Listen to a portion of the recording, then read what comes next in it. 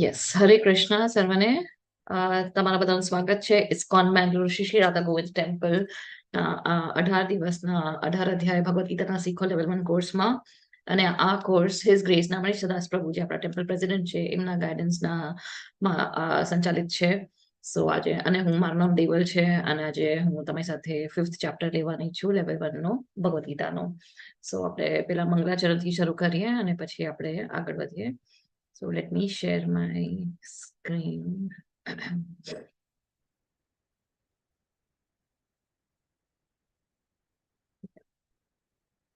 ॐ अज्ञानतिमिरान्धस्य ज्ञानाञ्जनशलाकया चक्षुरुन्मिलितं येन तस्मै श्रीगुरुवे नमः। श्रीचैतन्यमनोभीष्टं स्थापितं येन भूतले स्वयं रूपः कदा मह्यं ददाति स्वपदान्तिकं। वन्देऽहं श्रीगुरोः श्रीयुतपदकमलं श्रीगुरून् वैष्णवांश्च श्रीरूपं साग्रजातं सहगणललिता रघुनाथान्वितं तं सजीवं साद्वैतं सावधूतं परिजनसहितं कृष्णचैतन्यदेवम् श्री राधा कृष्ण पादान श्री राधा कृष्ण पादान सहगणलिता श्री विशाखान्वितांश्च। हे कृष्ण करुणा सिंधो दीनबंधो जगत्पते गोपिशा गोपिका कांत राधा कांता नमोस्तुते। तप्त कांचन गौरांगी श्री राधे वृंदावनेश्वरी वृषभानुसुते देवी प्रणमामि हरिप्रिये। वाञ्छकल्पतरुभ्यश्च कृपा सिन्धुभ्य एव च पतितानां पावनेभ्यो वैष्णवेभ्यो नमो नमः। नमो ॐ विष्णुपादाय कृष्णप्रेष्ठाय भूतले श्रीमते भक्तिवेदान्त स्वामिनिति नामिने। नमस्ते सारस्वती देवे गौरवाणी प्रचारिणे निर्विशेष शून्यवादी पाश्चात्य देशतारिणे। जय श्री कृष्ण चैतन्य प्रभु नित्यानंद श्री अद्वैता गदाधर श्रीवासादि गौर भक्त वृंद। हरे कृष्णा कृष्ण कृष्ण हरे हरे हरे राम राम राम हरे हरे। हरे कृष्णा कृष्ण कृष्ण हरे हरे हरे राम राम राम हरे हरे। हरे कृष्णा कृष्ण कृष्ण हरे हरे हरे राम राम राम हरे हरे। हरे कृष्ण बधाने। जस्ट अ मोमेंट मारे आ push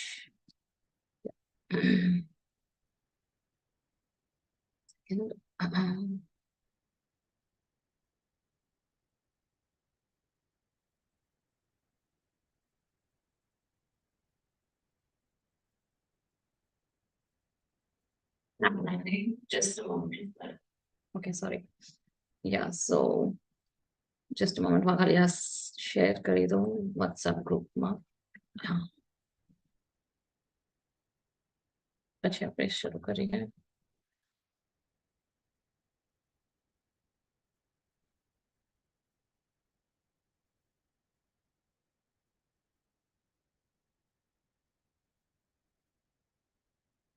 Yeah. So welcome you again.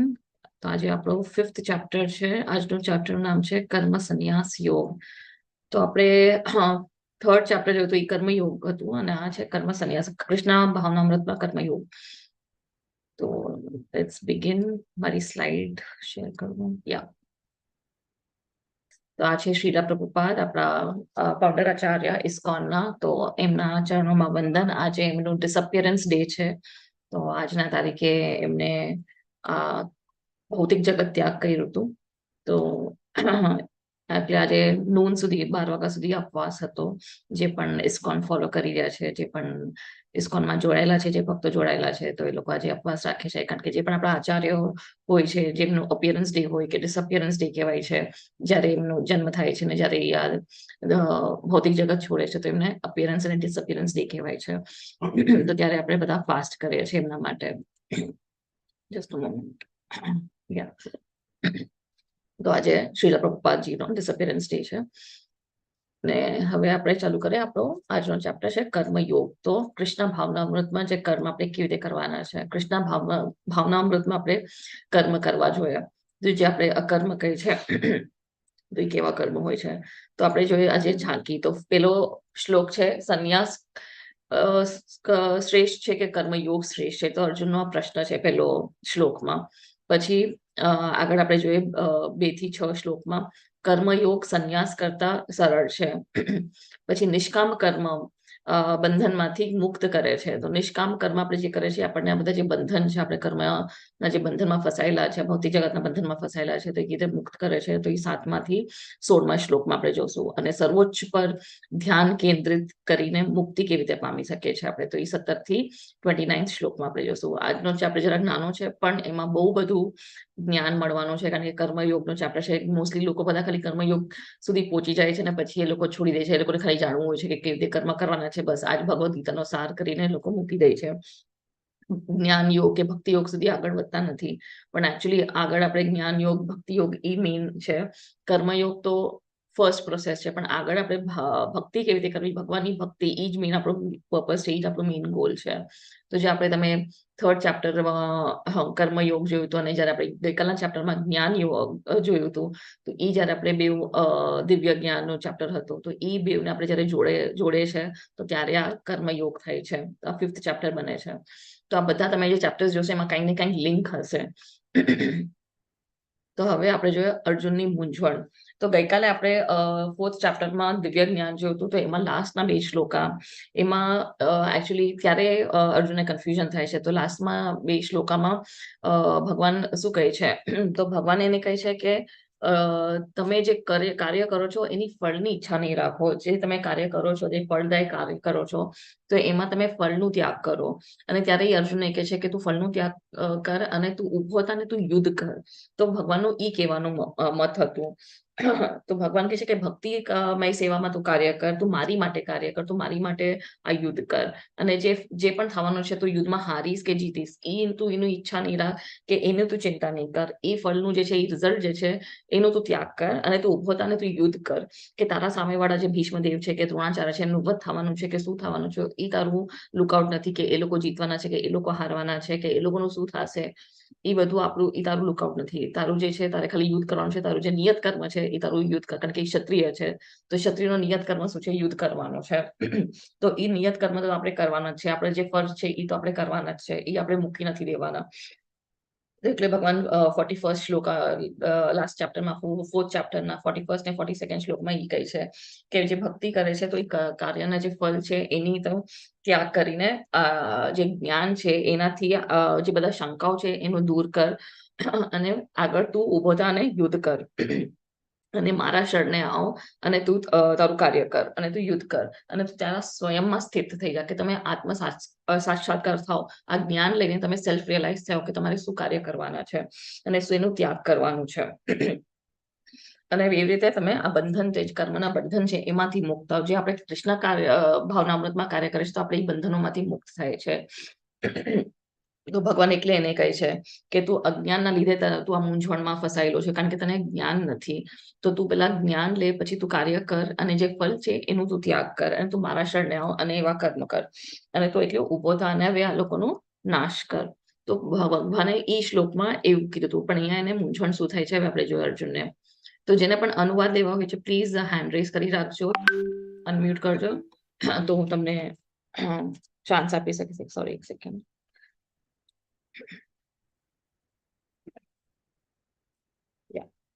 તો અર્જુન ઉવાચ સંન્યાસં કર્મણાં કૃષ્ણ પુનર્યોગં ચ સંશસि યચ્છ્રેય એતયોરેકં તન્મે બ્રૂહિ સુનિશ્ચિતમ. હરે કૃષ્ણ. કોણે અનુવાદ લેવો છે? અનમ્યુટ કરજો, હેન્ડ રેઝ કરજો તો હું અનમ્યુટ કરી શકીશ.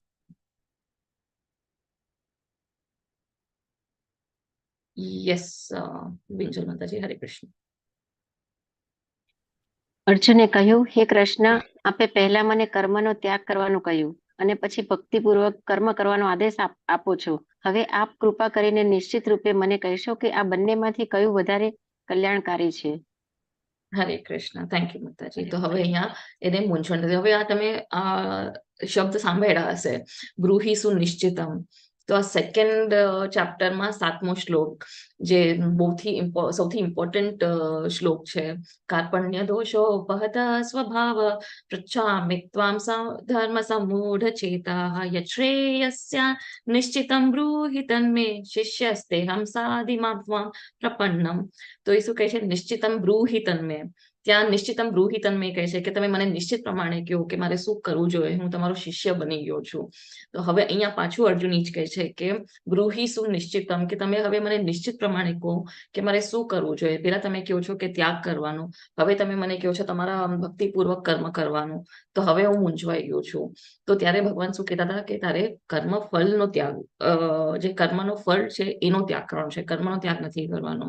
તો એટલે અહીંયા એ કન્ફ્યુઝનમાં આવી છે ને એ પૂછે છે. પણ એ એકચ્યુઅલી અર્જુનને તો બધી ખબર છે, એ તો ધનુધારી છે, એ તો સર્વશ્રેષ્ઠ ધનુધારી છે, આખા જગતનો સર્વશ્રેષ્ઠ ધનુધારી છે, નંબર 1 છે. એને તો ગુરુકુલમાંથી શિક્ષા, દ્રોણાચાર્યથી શિક્ષા લીધી છે. તો એ કઈ અજ્ઞાન નથી, અને એ તો ઇન્દ્રદેવના સ્વયં ઇન્દ્રદેવના પુત્ર છે. તો એમને તો બધું જ્ઞાન છે. તો જે જીવિત હતા મનુષ્ય જીવમાં એ પોતે સ્વર્ગ જઈને પાછા આવ્યા છે, જીવિત આવ્યા છે. તો એને તો બધું જ્ઞાન છે. પણ આ કોના માટે પૂછે છે? એ આપણા માટે, કારણ કે આપણને આમાં બધી કન્ફ્યુઝન હોઈ શકે. કારણ કે આપણે સરખી રીતે ના સાંભળ્યું હોય, કે આપણે સરખી રીતે ના સમજી શક્યા હોય. તો ભગવાન એને યોગમાયામાં નાખે છે. કેના માટે નાખે છે? આપણા માટે, કે આપણા જેવા લોકોને જ્યારે કન્ફ્યુઝન થાય તો એ ડાઉટ્સ ક્લિયર કરવા માટે. તો એટલે અહીંયા પૂછે છે કે શું કરવું જોઈએ, કે સંન્યાસ, કર્મનો ત્યાગ કરવો જોઈએ કે ભક્તિપૂર્વક કર્મ કરવા જોઈએ. તો હવે તમે મને નિશ્ચિત પ્રમાણે શું શ્રેષ્ઠ છે એ મને તમે કહો. કે યશ્રેય એટલે શ્રેય શું છે? શ્રેય એટલે લાંબા ગાળનો જે ફાયદો થવાનો છે એને શ્રેય કહેવાય છે. અને પ્રિય એટલે જે ટૂંકો ગાળનો ફાયદો, જે શોર્ટ ટર્મ બેનિફિટ હોય છે, એને પ્રિય કહેવાય છે.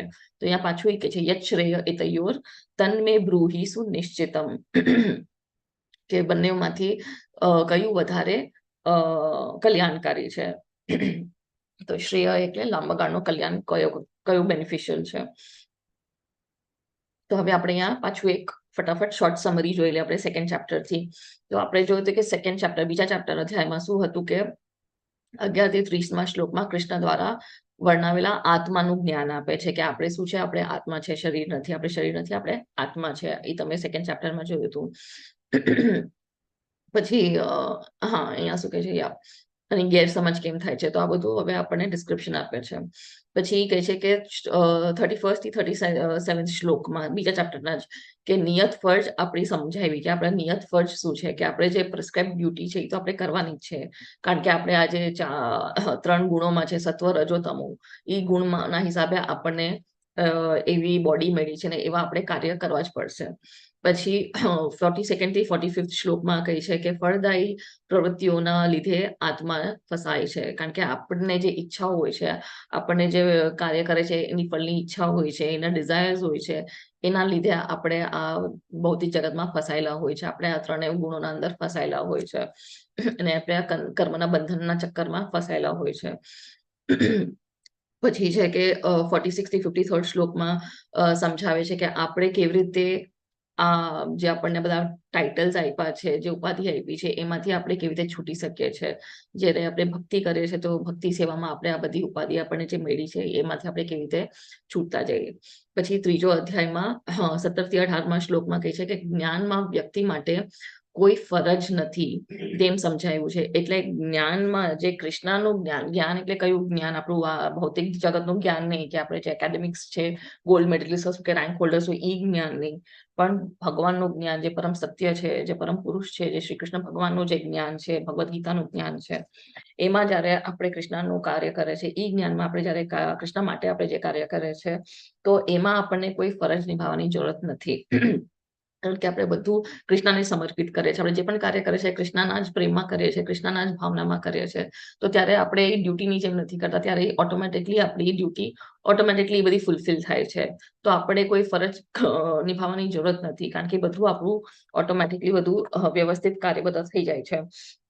તો ત્યારે ત્યારે આપણે એકદમ સેલ્ફ રિલાઇઝ થાય છે. ત્યારે એ જે વ્યક્તિ છે, જે યોગી છે, જ્યારે એ કૃષ્ણ ભાવનામૃતમાં કાર્ય કરે છે તો એને કોઈ ફરજ નથી હોતી, અને એ સ્વયં પ્રકાશિત હોય છે. કારણ કે એ એકદમ જે પણ એના કાર્ય હોય છે બધા સ્પિરિચ્યુઅલ થઈ જાય છે, ભૌતિક નથી, એ બધા આધ્યાત્મિક કાર્ય થઈ જાય છે ઓટોમેટિકલી. તો એ કોઈ પણ કર્મના બંધનમાં ફસાતું નથી. પછી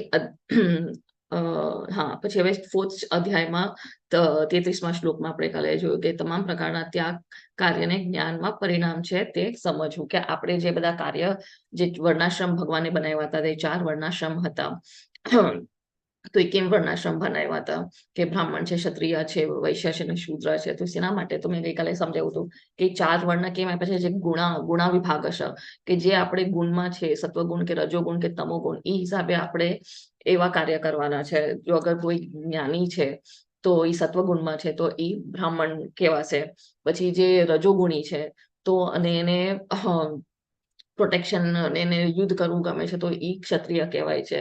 અને પછી જે રજોગુણી છે અને તમો ગુણી છે, જે બેવનું મિક્સ છે, તો એ કેમાં આવે છે? એ વૈશ્ય કહેવાય છે, કારણ કે એને ધંધો કરવો છે, પોતા માટે પ્રોફિટ કમાવવું છે, ને એવી રીતે બિઝનેસ કરવું હોય છે, તો એને વૈશ્ય કહેવાય છે. અને તમોગુણી, જેને કાંઈ ખાલી પોતાને જ પેટ ભરી શકે, એટલે બીજા માટે ખાલી ઘસાતો રહેશે અને કામ કરતો રહેશે, તો એને શૂદ્ર કહેવાય છે. તો એ 4 ભાગ કેમ કર્યા છે? એ ગુણના હિસાબે ભાગ કર્યા છે. કઈ બાય બર્થ નથી, કઈ આપણે બ્રાહ્મણ કુલમાં જન્મ્યા છે એટલે આપણે બ્રાહ્મણ થઈ જાય એ નથી કીધું ભગવાને. જે તમારા ગુણ છે, જે તમારી સ્કિલ્સ છે, એના લીધે, એના માટે આ 4 વર્ણ બનાવ્યા હતા.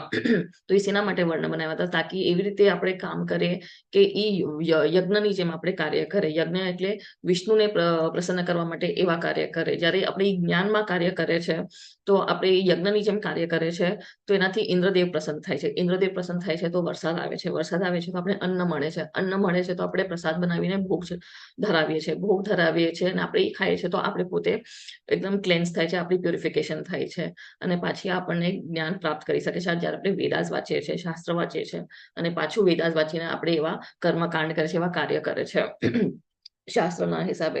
તો એ આખું એક સર્કલ છે. તો આપણે કાર્ય કેમ કરે છે, એ વર્ણાશ્રમ કેમ બનાવ્યા છે? તો એ ગુણના હિસાબે જે માણસ કાર્ય કરશે એ વિષ્ણુની પ્રસન્નતા માટે કરશે, એ યજ્ઞની જેમ કાર્ય કરશે અને ત્યારે પછી એને મુક્તિ મળશે. સોરી, હરે કૃષ્ણ. ઓકે, હરે કૃષ્ણ જગન પ્રભુજી, હરે કૃષ્ણ. યસ, તો તો હા, 33rd શ્લોકમાં આપણને જ્ઞાનનું સમજાવ્યું હતું કે જ્ઞાન કેમ હોવું જરૂરી છે. જ્ઞાનમાં આપણે જ્યારે કાર્ય કરે છે તો એ એક વિષ્ણુની તપસ્યા, યજ્ઞની જેમ આપણે કાર્ય કરે છે. અને પછી હમણાં મેં તમને સમજાવ્યું કે છેલ્લા 2 શ્લોક હતા 4th ચેપ્ટરના 41st અને 42nd, એમાં કૃષ્ણ ભગવાન શું કહે છે? તો ત્યારે એને મૂંઝવણ થાય છે કે તું જે કર્મ ફલ છે એનું ત્યાગ કર અને તું મારા શરણે આવીને મારા માટે તું કાર્ય કર. ઉભો થા અને તું યુદ્ધ કર. તું જે તારું અજ્ઞાન છે, આ જ્ઞાન લઈને પેલું અજ્ઞાનતા તારી દૂર કર, શંકાઓ દૂર કર અને તું ઉભો થા અને તું યુદ્ધ કર. તો હવે અહીંયા આવે છે કે સારું શું છે? કર્મ સંન્યાસ સારું છે કે કર્મ યોગ સારું છે? તો હવે અહીંયા 2 ફોટા છે. તો આ ફોટામાં દેખાય છે કે એક બાબાજી છે, એ હિમાલયની પર્વત ઉપર કે ગુફાના બારે આમ બેઠા છે ને તપસ્યા કરી રહ્યા છે. એમને બધું ત્યાગ કરી નાખ્યું છે, એમનું ઘર સંસાર બધું છોડીને એ હવે એવી રીતે એકલામાં તપસ્યા કરી રહ્યા છે. તો એ સંન્યાસ, આ કર્મ સંન્યાસ કહેવાય કે બધું કર્મનું જ્યારે સંન્યાસ કરી નાખ્યું છે, ત્યાગ કરી નાખ્યું છે, કર્મ સંન્યાસ. પછી કર્મયોગ. કર્મયોગ એટલે શું છે? તો અહીંયા દેખાય છે કે આ ઇસ્કોનના ડિવોટી છે, એમને તિલક લગાડ્યો છે, કંઠી માળા પહેરી છે, આવા વૈદિક કપડાં પહેરીને એ શું કરે છે? એ બીજાને ભગવદ્ ગીતા, ભાગવતમ, જે બધી પ્રભુપાદે બુક્સ લખેલી છે એ વેચી રહ્યા છે. તો એમાં પણ એમને પૈસા મળે છે. પૈસા ફ્રીમાં નથી વેચી રહ્યા, પૈસા લે છે.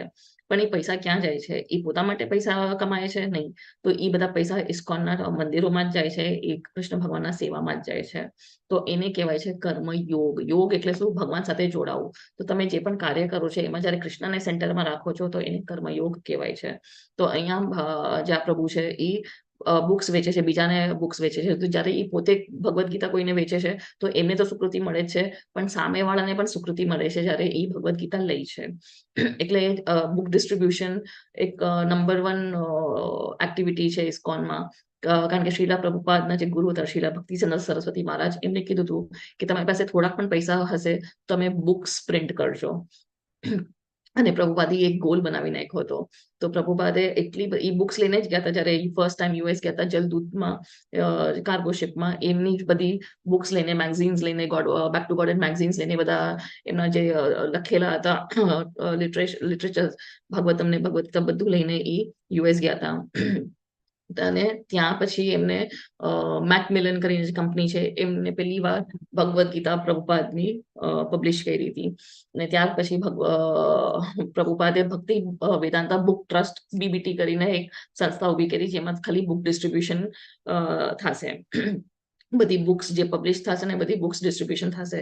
તો ડિસેમ્બરમાં જ્યારે મોક્ષદા એકાદશી હોય છે, જ્યારે મહાભારત થઈ હતી, જ્યારે ગીતા બોલાણી હતી, તો ત્યારે ભગવદ્ ગીતા મેરેથોન હોય છે ઇસ્કોનમાં, કે જેટલા લોકો જેટલી ભગવદ્ ગીતા વેચી શકે તેમાં એક કોમ્પિટિશન, એટલે કોમ્પિટિશન ન હોય પણ એમ ટાર્ગેટ હોય કે તમે આટલી બુક્સ વેચો, તમે આટલી બુક્સ વેચો, જેટલી તમે બુક્સ વેચો છો તેવું એક લિસ્ટ આવે છે, અને એ પછી બધા ટેમ્પલ્સમાં ડિસ્ટ્રીબ્યુટ થાય છે કે આ ટેમ્પલથી આટલી બુક્સ ગઈ છે, આ ટેમ્પલથી આટલી બુક્સ ડિસ્ટ્રીબ્યુટ થઈ છે. પણ એ એક સારી ચીજ છે. એ એકચ્યુઅલ બધા કહે છે ને માનવ સેવા માધવ સેવા છે, પણ માનવ સેવા શું છે કે તમે ગરીબોને ખાવાનું આપો છો, કે બ્લેન્કેટ આપો છો, કે મેડિસિન આપો છો, કે એ બધું તમે એવી રીતે ફેસિલિટીઝ આપો છો, એ એને માનવ સેવા નથી કહેતું. માનવ સેવા એવું ક્યાંય શાસ્ત્રમાં લખ્યું નથી કે એને માનવ સેવા માધવ સેવા છે. માનવ સેવા માધવ સેવા નથી. પણ જ્યારે તમે માનવને, તમે વ્યક્તિને જ્ઞાન બાંટો છો, તમે ભગવદ્ ગીતાનું જ્ઞાન આપો છો, કૃષ્ણ ભગવાનનું જ્ઞાન આપો છો, એને માનવ સેવા કહેવાય છે. તો આ પણ એક સેવા છે. તો જે કૃષ્ણ ભાવનામૃતમાં તમે સેવા કરો છો એને માનવ સેવા કહેવાય છે. તો આને કર્મયોગ કહેવાય છે. તો હમણાં હું માયાપુર ગઈ હતી, હમણાં કાર્તિકના મહિનામાં ઓક્ટોબર એન્ડમાં ને નવેમ્બર સુધી. તો ત્યારે મેં પણ ઘણી બધી બુક્સ લીધી, લાઈક છોકરાઓ માટે, નાના છોકરાઓ માટે વૈદિક બુક્સ. તો એમાં સુધી એક નાની ઇન્સિડન્ટ થયું. તો હું સવારના 6 વાગ્યામાં મેં જોયું બુક સ્ટોલ, માયાપુરના જે મંદિર છે, મેઇન મંદિર છે ઇસ્કોનનું, ત્યાં જ એક બુક સ્ટોલ જોઈને મેં બુક્સ ઉપાડી, અને મને સારો રેટ આપ્યો એટલે મેં 5-6 બુક્સ ઉપાડી. પછી મને યાદ આવ્યું કે હજી એક બુક લઈ લઉં. તો હું પછી સાંજના ગઈ, તો સાંજના બીજા પ્રભુજી હતા. તો મેં કીધું મને આ પાછી એક સેમ બુક જોઈએ છે. તો ત્યારે તો મેં બધી 200 રૂપિયામાં બુક ઉપાડી હશે, કે 250 રૂપિયામાં. પછી એ પ્રભુજી કે આ 350 ની છે. મેં કીધું ના, હોય જ ના શકે, મેં 200 રૂપિયામાં કે 250 રૂપિયામાં લીધી છે સવારના. તો એ કે ના. પછી એમને મને આખી લિસ્ટ બતાવી, બુક્સની પ્રાઇસ લિસ્ટ, કે જો હું કઈ ખોટું નથી બોલતો, આ પ્રાઇસ લિસ્ટ છે. તો મેં કીધું પણ મને સવારના પ્રભુજી તો આ રેટમાં આપ્યું, કે એ નવા છે પ્રભુજી, એમને યાદ નહીં હોય, એમને ખબર નથી, એમને ઘણા લોકોને આવી રીતે ઓછા પ્રાઇસમાં વેચી નાખી છે. તો પછી મેં કીધું ઓકે, તો હું વિચારીને હું આવું છું. ત્યારે મારી પાસે પૈસા ઓછા હતા, તો મેં કીધું ઠીક છે. પછી મને ખ્યાલ આવ્યો, અને એ પ્રભુજીએ મને કીધું કે આ બધા પૈસા અમે નથી રાખતા, બધા પૈસા જાય છે રાધા માધવ, એ જે આપણા વિગ્રહ છે માયાપુરના, એમનું નામ છે રાધા માધવ. એ એમના વસ્ત્ર માટે જાય છે આ બધા પૈસા, કે અમારા પોકેટમાં નથી જતા ને. અમારે બધાને બુક્સનો અમારે હિસાબ આપવો પડે છે ટેમ્પલમાં. અને એ મેં સવારના મંગલ આરતીમાં પણ સાંભળ્યું હતું. જેવી મંગલ આરતી પતે છે તો ત્યારે એક પ્રભુજી આવે છે અને માઇકમાં ડિસ્ક્લોઝ કરે છે કે આજે આટલી બુક્સ વેચાણી છે, આટલી બધી બુક્સ વેચાણી છે, આટલું બધું અહીંયાથી આ વેચાણું છે. આખી લિસ્ટ આપે છે, શું કેટલા જણે ગૌ પૂજા કરીને, એ બધી આખી એ લોકો એકચ્યુઅલ ખોલે છે. તો ત્યારે પછી મને રિયલાઇઝ કે હા, કે આ બધું તો કૃષ્ણ માટે જ થાય છે. આ બધી જે પણ બુક છે, પણ એ પણ કૃષ્ણ માટે જ આપણે વેચીએ છીએ, ભક્તિ જ વેચે છે. અને પછી જે પણ આવે છે પૈસા, એ પણ કૃષ્ણના જ કામમાં યુઝ થાય છે.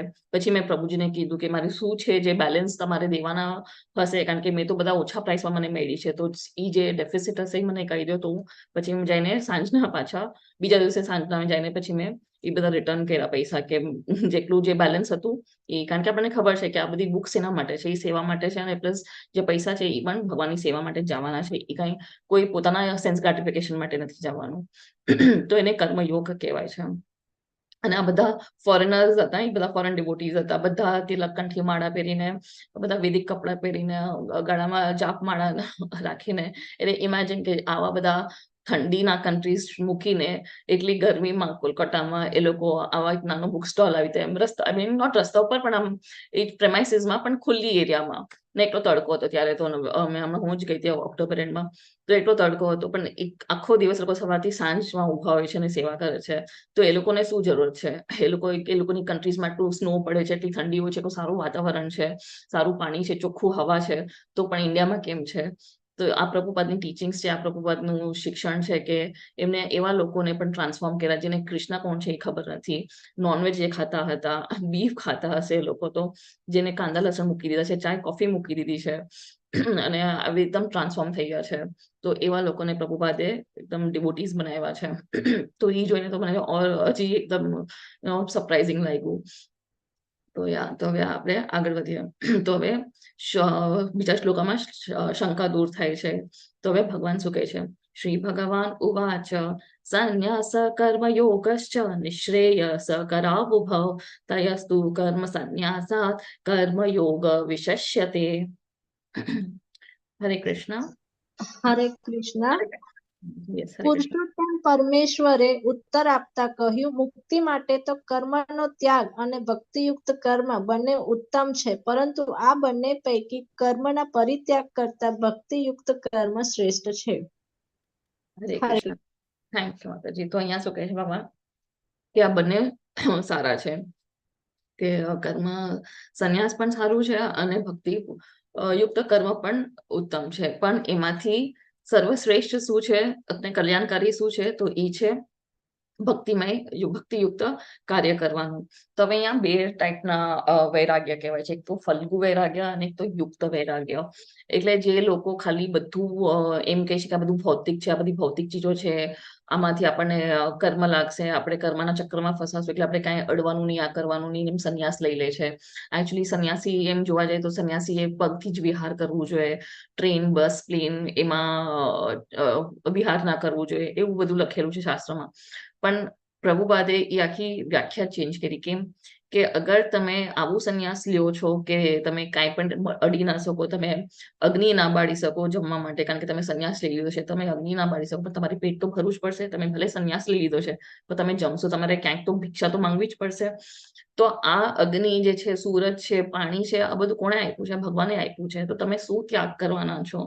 ધરતી બધું ભગવાને આપેલું છે, તો તમારું પોતાનું શું છે? બધું તો ભગવાનને જ આપેલું છે. આપણે પોતાથી શું ક્રિએટ કર્યું છે? કાંઈ ક્રિએટ નથી કર્યું. બધું ભગવાનની જ એનર્જી છે. તો તમે શું ત્યાગ કરવાના હતા? તમે કયું ત્યાગ કરવાના હતા?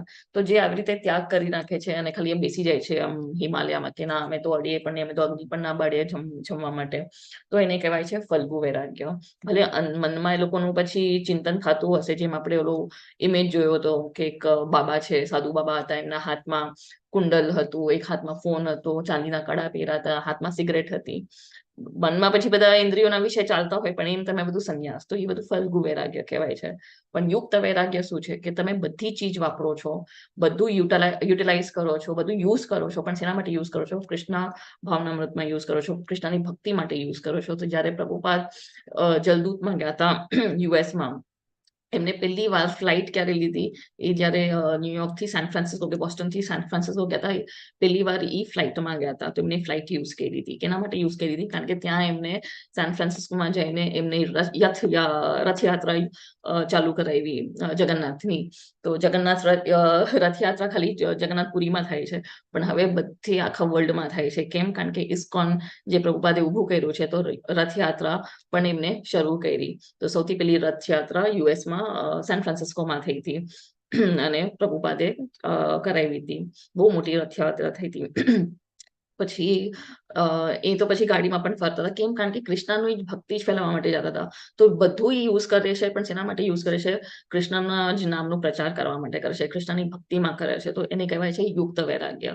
તો આજે હું પણ અગર લેપટોપ વાપરું છું કે ફોન વાપરું છું, તો કૃષ્ણની ભક્તિમાં, સેવામાં વાપરું છું, તો એને યુક્ત વૈરાગ્ય કહેવાય છે. તો આપણે બધી ચીજ વાપરીએ પણ કૃષ્ણના ભક્તિ માટે વાપરીએ, તો એને યુક્ત વૈરાગ્ય કહેવાય છે. તો અહીંયા મેં તમને આ સમજાવી દઉં કે માનવ સેવા શું માધવ સેવા છે. તો જે આપણે એક સ્ટોરી જોઈએ આગળ, કથા છે, આ ભાગવતમની કથા છે. તો અહીંયા છે નૃગ મહારાજની કથા. તો એ શું છે? તો આ બધા ફલદાયી જે કાર્ય કરે છે, એમની પ્રવૃત્તિઓનો કારણે નૃગ મહારાજને નીચે પડી જાય છે. નીચે પડી જાય છે એટલે ભૌતિક જગતમાં ફસાઈ જાય છે. તો હવે નૃગ મહારાજ કોણ હતા? તો આ એક સ્ટોરી છે, જ્યારે કૃષ્ણ ભગવાન હતા ત્યારની વાત છે. તો જ્યારે એમના પુત્ર બધા રમી રહ્યા હતા, બોલ સાથે રમી રહ્યા હતા, ને એમનો બોલ એક આવા કૂવામાં પડી જાય છે. તો એ લોકો જાય છે ગોતવા એ બોલને. તો એમના છોકરાઓ જોઈ છે, સામ, પ્રદ્યુમ્ન ને બધા રમતા હતા, ને એ લોકો એક કૂવો જોઈ છે, અને કૂવામાં જોઈ છે કે એટલી મોટી દિવ્ય छिपकली, એવી छिपकली એ લોકો કોઈ દિવસ નથી જોઈ. બહુ મોટી હોય છે ને એકદમ દિવ્ય હોય છે, એકદમ અલગ જ હોય છે. તો એ લોકોને બચાવવું હોય છે. તો એ લોકો પોતે તો કોશિશ કરે છે, પણ નીકળતી નથી. તો એ લોકો જાય છે કોના પાસે? કૃષ્ણ ભગવાન પાસે, કે પપ્પા અહીંયા એક ફસાયેલી છે બહુ મોટી छिपकली, તમે પ્લીઝ આવીને એને મદદ કરીને એને બહાર કાઢો. તો અહીંયા પણ એક સ્ટોરી છે કે આપણે પણ જોવા જાય તો આપણે પણ એક ભૌતિક જગતના કૂવામાં ફસાયેલી छिपकली છે. અને આપણને ખબર નથી કે આપણે આ જીવન કેવી રીતે જીવવાનું છે, કે આપણે શું કરવાનું છે. પણ આપણને કોણ બચાવી શકશે? તો ભગવાનના ભક્ત હતા, જે છીપકલીને જોઈને ભગવાન પાસે ગયા એમની મદદ કરવા માટે. તો એ ભગવાનના ભક્ત જ કહેવાય છે, કારણ કે એ ભગવાનના પુત્ર હતા.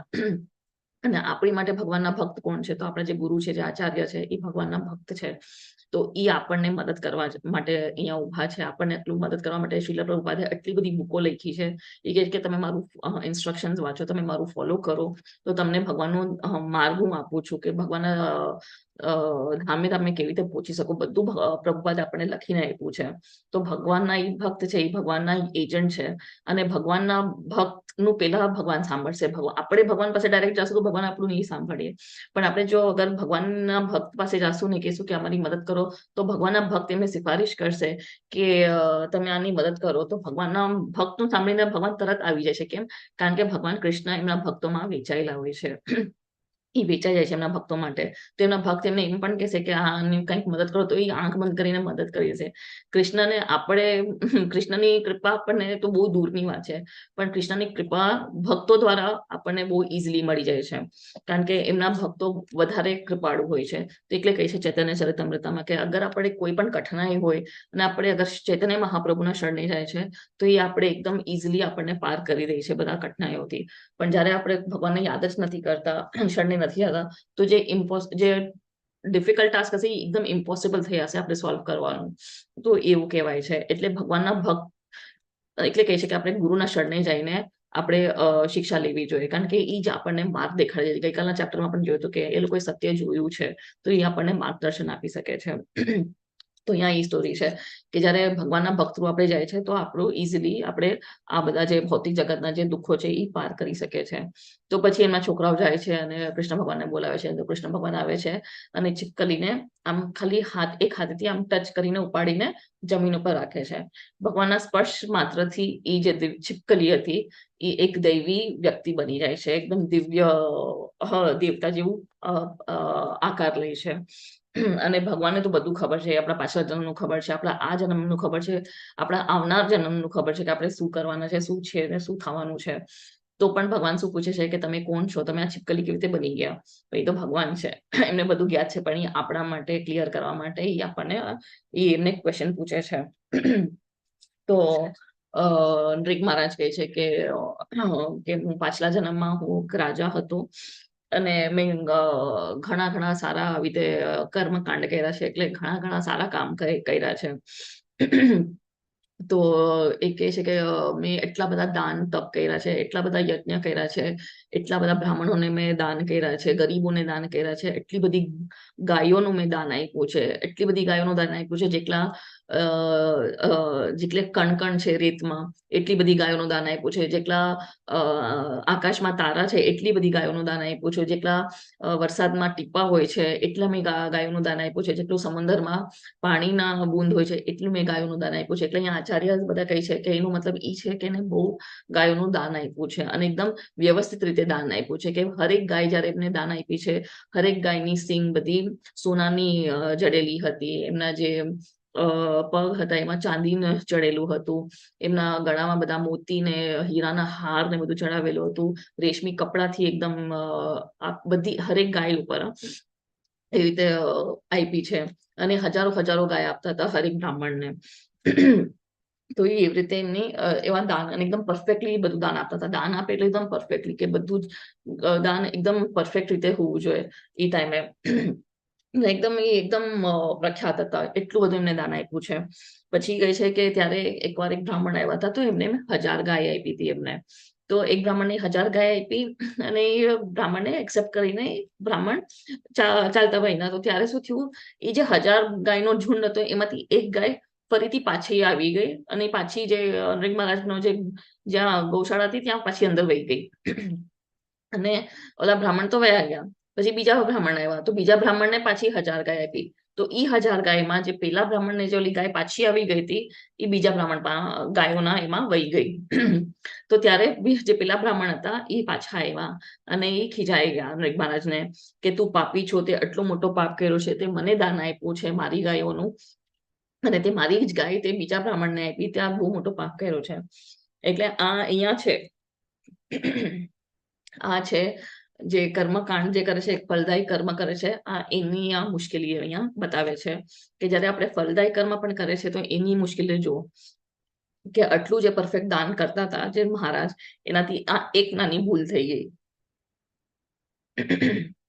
કે જે ગાય પેલા બ્રાહ્મણને જવાની હતી એ પાછી આવીને બીજા બ્રાહ્મણને ગઈ, તો એ બહુ મોટો અન્યાય થઈ ગયો. તો નૃગ મહારાજ એકદમ વિચલિત થઈ ગયા કે આ તો બહુ મોટી ભૂલ થઈ ગઈ કે આવી રીતે કેવી રીતે થઈ ગયું, આટલું પરફેક્ટલી બધું કરું છું, આટલું બધું પરફેક્ટલી મેં દાન ધર્મ કર્યું છે, આવી એક નાની ભૂલ કેવી રીતે થઈ ગઈ મારાથી. અને નાની એટલે એકદમ ઇન્ટેન્સ ભૂલ કહેવાય. તો બ્રાહ્મણ કહે છે કે તું મારી પાછી ગાય આપ, મારી જે તેમ બીજાને આપી દીધી છે. કારણ કે એકવાર એક બ્રાહ્મણને તમે જે દાન આપો એ તમે પાછું લઈ ના શકો, એ પાપ કહેવાય છે. અને તમે ઈ દાન બીજાને પણ ના આપી શકો એમનાથી પાસેથી લઈને, તો એ તો ઘોર અન્યાય કહેવાય છે. તો એ બીજા બ્રાહ્મણ પાસે જાય છે, એ કહે છે કે ભૂલ ચૂકે તમારી પાસે ઓલી પેલા બ્રાહ્મણની ગાય આવી ગઈ છે, હું તમને વધારે 1000 ગાય આપી દઉં છું, તમે પ્લીઝ એક ગાય પાછી આપી દો. તો ઓલા બીજા બ્રાહ્મણ કહે છે ના, એકવાર મેં જે લઈ લીધો હું પાછી ના કરી શકું. હવે ઈ બ્રાહ્મણ પણ સચ્ચા છે, એમને પણ એક એક્સેપ્ટ કરી લીધું છે, એક દાન એક્સેપ્ટ કર્યું છે, તો એ પાછું ના આપી શકે, કારણ કે બ્રાહ્મણને એકવાર જે લઈ લીધું એ તમે પાછું ના લઈ શકો.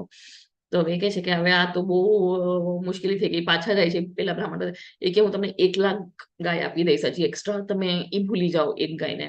તો એ બ્રાહ્મણ શું કહે છે કે ના, એકવાર તે જે મને દાન આપ્યું છે તો મેં એ પણ લઈ લીધો, કે જેટલું તે મને દાન આપ્યું છે એ મેં સ્વીકારી લીધું, આનાથી વધુ દાન હવે લઈ ના શકું. તો એ પણ એક આચાર્ય કહે છે કે એકવાર જે બ્રાહ્મણ દાન લઈ લીધું એ બીજું દાન પાછું ફરીથી વધારે લઈ ના શકે, એ પ્રણ લઈ લે છે કે આટલું જે દાન છે એ મારું સેટિસ્ફેક્શન છે, આનાથી વધારે હું લઈશ નહીં. તો એ કહે છે હવે હું આનાથી વધારે લઈ ના શકું, જે તે મારી આપી હતી એ જ તું મને પાછી આપ. તો બે બ્રાહ્મણોમાં પણ ઝઘડા થાય છે. પછી કહે છે કે હવે તું આનું નિવારણ નહીં કાઢે તો હવે અમે તને શ્રાપ આપશું. તો નૃગ મહારાજ તો માથું પકડી લે છે કે હવે આનું કઈ સોલ્યુશન છે નહીં, કારણ કે હવે આ પાપ થઈ ગયું છે. એટલે જયારે આપણે આ ફલદાયી કાર્ય કરે છે તો એવી રીતે કાર્ય કરે છે કે આપણે એક મોટો પતીલામાં ખીર બનાવે છે, એમાં એક મુઠ્ઠી આપણે અગર રેત નાખી દીધી તો એ ખીરનો કઈ મતલબ જ નથી. તમે 2-3 કલાક સુધી તમારો ગેસ બાળ્યો, દૂધ આટલું વેસ્ટ થયું, સાકર આટલી વેસ્ટ થઈ, તમારી મહેનત આટલી વેસ્ટ થઈ, તમે એટલો પરસેવો ભાવ્યો, એમાં શું થયું? એક મુઠ્ઠી રેત ખાલી બાય મિસ્ટેક પડી ગઈ, તમે જાણી જોઈને પણ નહીં નાખ્યું હોય, પણ બાય મિસ્ટેક પણ પડી ગઈ, આખી ખીર તો વેસ્ટ જ થઈ ગઈ. તો આ કર્મ, આવા જે ફલદાયી કર્મ છે એ એવા જ હોય છે, એમાં એક ભૂલ થઈ જાય છે તો એ બધું વ્યર્થ છે.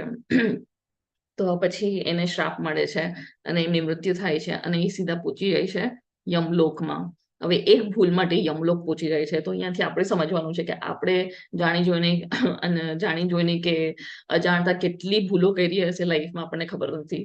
તો યમલોક તો પહોંચવાનું તો ટિકિટ તો પાક્કું જ છે, પણ આપણે એમાંથી પણ રસ્તો નીકળવાનું આપણને ખબર છે કેવી રીતે નીકળી શકે છે. તો અહીંયા એ યમલોક પહોંચી જાય છે. તો યમરાજ તો જોઈ છે એમનું આખું હિસ્ટ્રી કે તમે તો ઘણા સારા કાર્ય કર્યા છે, આટલા પુણ્ય કાર્ય કર્યા છે, આટલું દાન ધર્મ કર્યું છે, પણ તમારી એક ભૂલ થઈ ગઈ, તો હવે તમને યાતના તો ભોગવવી પડશે. તો હવે તમે કયો, તમારે યાતના ભોગવવી છે કે તમારે સ્વર્ગ ભોગવવું છે? પેલા શું ભોગવવું છે? તો અહીંયા પ્રભુપાદ કહે છે કે અગર એ સ્વર્ગ ભોગવશે તો એને ખબર છે કે સ્વર્ગ ભોગવશે તો એમાં એને આનંદ તો આવવાનો છે, તો પછી એને એ માઇન્ડમાં ટેન્શન રહેશે કે હવે સ્વર્ગનું જયારે ભોગવવાનું પતી જશે તો મારે પાછું યાતના તો ભોગવવાની છે, તો હું ક્યાં આનંદમાં રહીશ, હું ટેન્શનમાં જ રહીશ, મારી યાતના ભોગવવાની છે, મારી યાતના ભોગવવાની છે. તો એટલે એ કહે છે કે ના, હું પેલા યાતના ભોગવીશ, એકવાર યાતના ભોગવી લઈશ, એનું જયારે સમય પૂરું થશે પછી તો મારું આનંદ ને આનંદ છે, પછી તો મારે સ્વર્ગ જ ભોગવવાનું છે. તો એ કહે છે પેલા હું યાતના ભોગવીશ. એટલે એ યાતના ભોગવે છે એમ કહે છે. તો યમરાજ કહે છે તથાસ્તુ, અને એટલે એ છીપકલી બની જાય છે, કારણ કે એ એક ભૂલ માટે એને છીપકલી બનાવી દે છે. અને કેટલા વર્ષો સુધી છીપકલી બનીને કુવામાં રહી છે આપણને ખબર નથી. તો આ છે ફલદાયી કર્મના આના પરિણામો, કે આપણે જયારે ફલદાયી કર્મ કરે છે એમાં એક ભૂલ થઈ જાય તો આપણને શું ભોગવવું પડે છે. એટલે ભગવાન કહે છે કે જે પણ તમે દાન, તપસ્યા કે જે પણ તમે કરો છો, યજ્ઞ કરો છો, એ કૃષ્ણ માટે કરો, એ એમના માટે કરો. તમે કોઈ આવા બંધનમાં ફસાશો નહીં, તમે આવા ચક્કરમાં ફસાશો નહીં. કારણ કે કૃષ્ણ તો એટલા કૃપાળુ છે અને આપણા ગુરુ જે છે એ આપણને બચાવી લે છે. એ કૃષ્ણથી પણ દયાળુ હોય છે. એટલે આપણે જયારે ગુરુના શરણે જઈને આપણે જ્ઞાનપૂર્વક આપણે જે કાર્ય કરે છે તો એ ભક્તિપૂર્વક કાર્ય કરે છે, તો આપણે કોઈ પણ બંધનમાં ફસાતા નથી. એટલે અહીંયા કહે છે તો ભક્તિ સેવા એ આત્મા માટે માત્ર શુભ પ્રવૃત્તિ છે.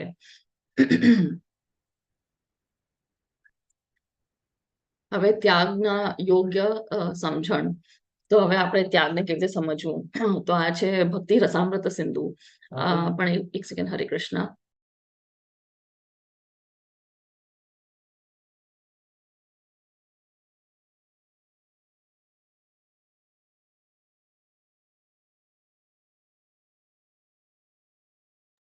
સોરી, હરે કૃષ્ણ. તો અહીંયા કહે છે કે પ્રપંચકતર્ય બુદ્ધયા હરિ સંબંધી વસ્તુનો મુમુખનું બીયુ પરિત્યાગો વૈરાગ્ય ફલ્ગુ કથ્યતે. તો અહીંયા કોને લેવો છે અનુવાદ? હરે કૃષ્ણ. યસ, અનમ્યુટ કરજો અનુવાદ લેવા માટે.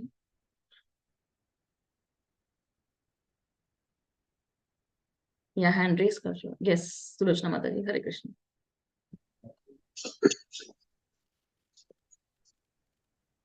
હરે કૃષ્ણ. હરે કૃષ્ણ.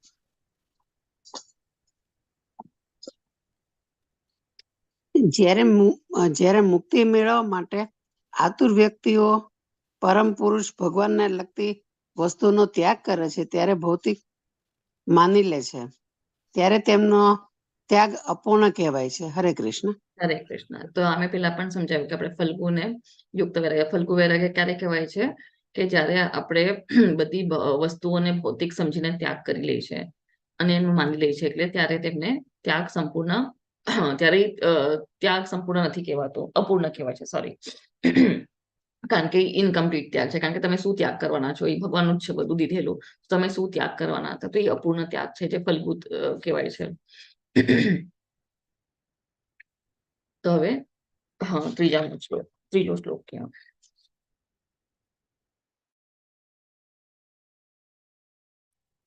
જ્ઞેય સ નિત્ય સંન્યાસી યો ન દ્વેષ્ટિ ન કાંક્ષતિ નિર્દ્વંદ્વો હિ મહાબાહો સુખમ બંધાત પ્રમુચ્યતે. યસ, હરે કૃષ્ણ. અનુવાદ લેજો પ્લીઝ. હરે કૃષ્ણ. જે મનુષ્ય ન તો કર્મફળનો તિરસ્કાર કરે છે અને ન કર્મફળની ઈચ્છા રાખે છે, તેને નિત્ય સંન્યાસી માનવો જોઈએ.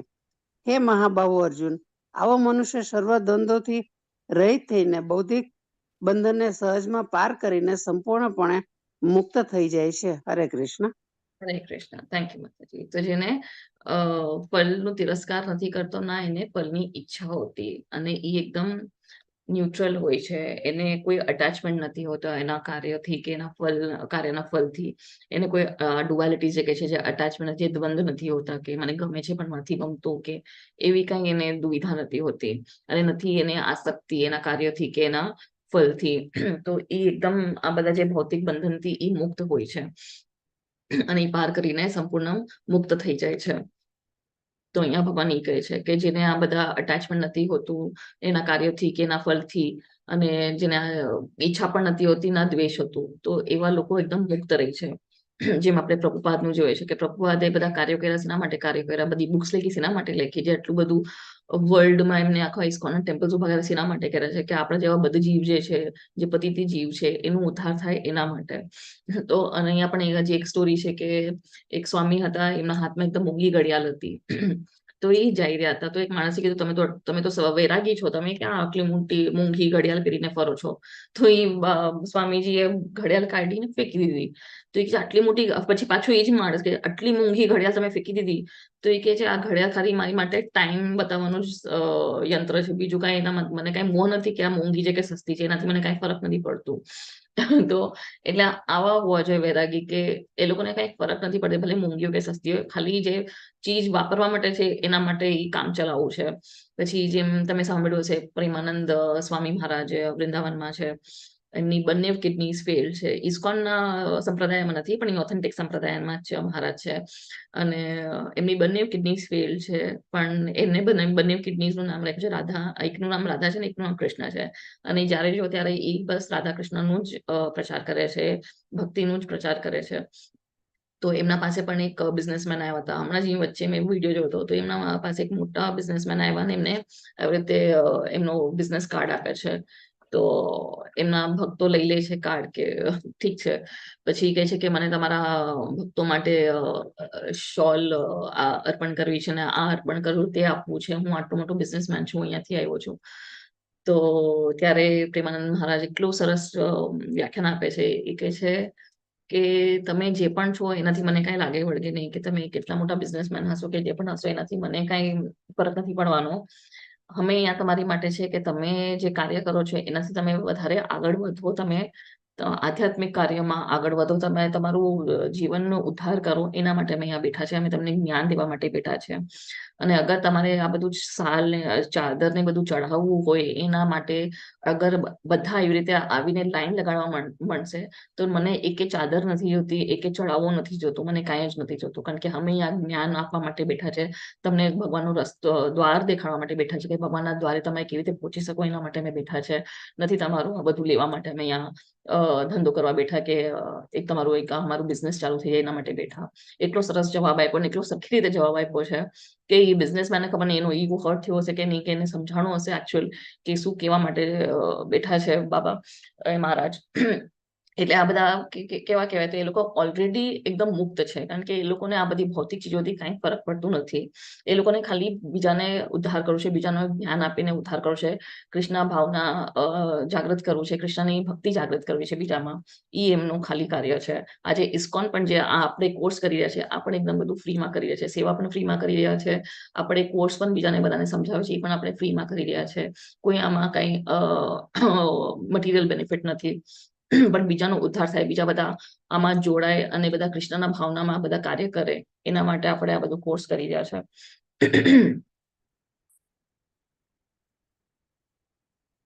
તો અહીંયા લખ્યું છે, સોરી, કે રિનાઉન્સ રિઝલ્ટ નોટ એક્શન, કે તમે જે તમારા ફળ છે એનું ત્યાગ કરો, પણ તમારા કાર્યનું ત્યાગ નથી કરવાનો. કાર્ય તો આપણે કરતા રહેવાનું જ છે, એના સિવાય કોઈ ઉદ્ધાર નથી. તમારે જમવા માટે પણ તમારે રસોઈ તો કરવી જ પડશે. જઈને તમારે ભલે તમે સંન્યાસ લઈ લો, તમે આગ નહીં પેટવો, પણ તમારે એક જંગલમાં જઈને ઝાડ તો તોડવા પડશે, ફળ તો તોડવા પડશે, કંઈક તો કરવું જ પડશે, યા તો ભિક્ષા માંગવી જ પડશે, કાર્ય તો કરવું પડશે.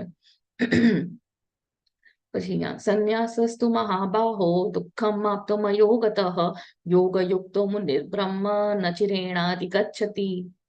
યસ, હરે કૃષ્ણ. હરે કૃષ્ણ. હરે કૃષ્ણ માતાજી.